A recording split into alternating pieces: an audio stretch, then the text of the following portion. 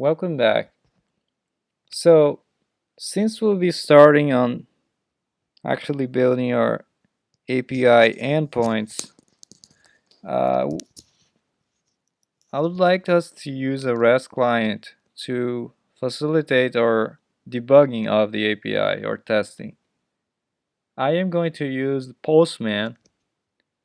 If you go to getpostman.com, www.getpostman.com, you can download this app to test out the API.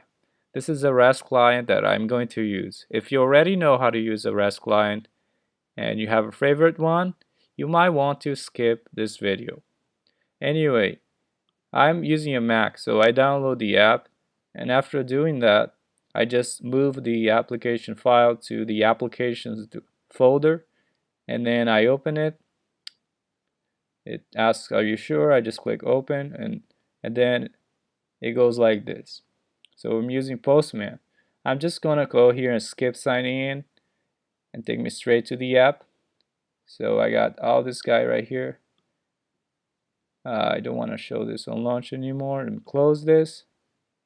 Let me make this smaller so you can see.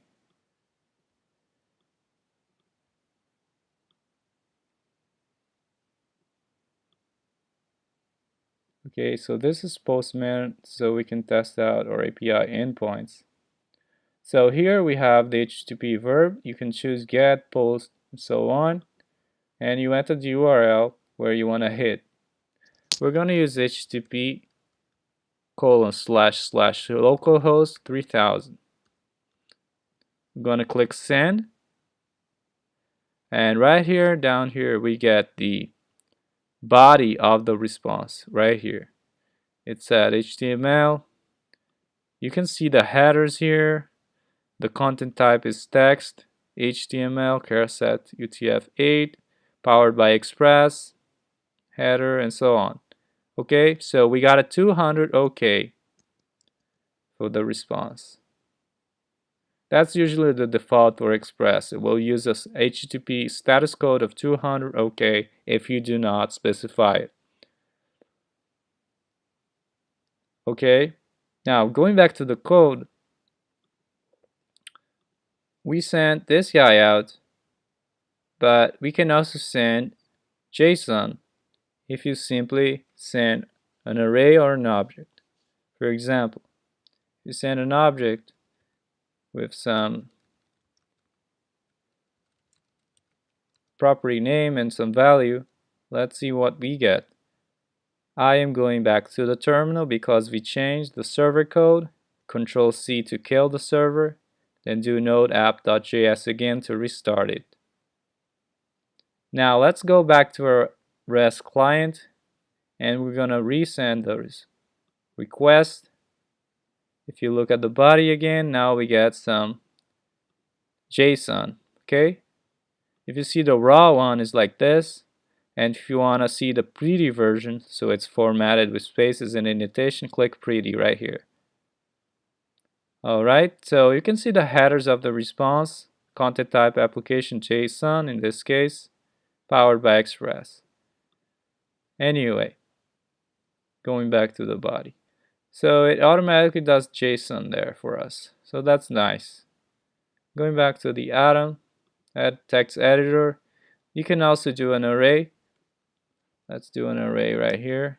Send back an array of objects. I'm just going to duplicate this line with some other name. I can put an ID too, just to see. You can have multiple properties. Okay, so I'm going to send back, I forgot to close the array, an array of objects. Let's restart the server again. Go back to the REST client, Postman, resend, and now look at the results. Let me see if I can bring this up. Quick header just so we can get more space. So we got an array of objects. This is JSON format, 200 OK status code. Look at the headers, application/JSON. Okay, so we got our first steps in sending back JSON from the Express server. Alright, so that's what we're gonna do from now on. Just send back some data using the send method. Okay, so let's review what we did in this lesson. This lesson we learned that the send can be used also to send an object or an array, and they turned out to be JSON when we tested out in our Postman. That's the REST client that we downloaded to test out the API. You can choose the HTTP verb right here on the left hand side, the URL, the endpoint of the API. Then you click send. You're going to be able to see the body of the response. This is the raw one, but if you want to make it better for you to see, is the pretty tab. You can see the headers in the header tab. Notice the content type application JSON. It's also interesting to note that Express adds an X powered by header with the Express text. Okay, and we got a 200 OK status code by default from Express.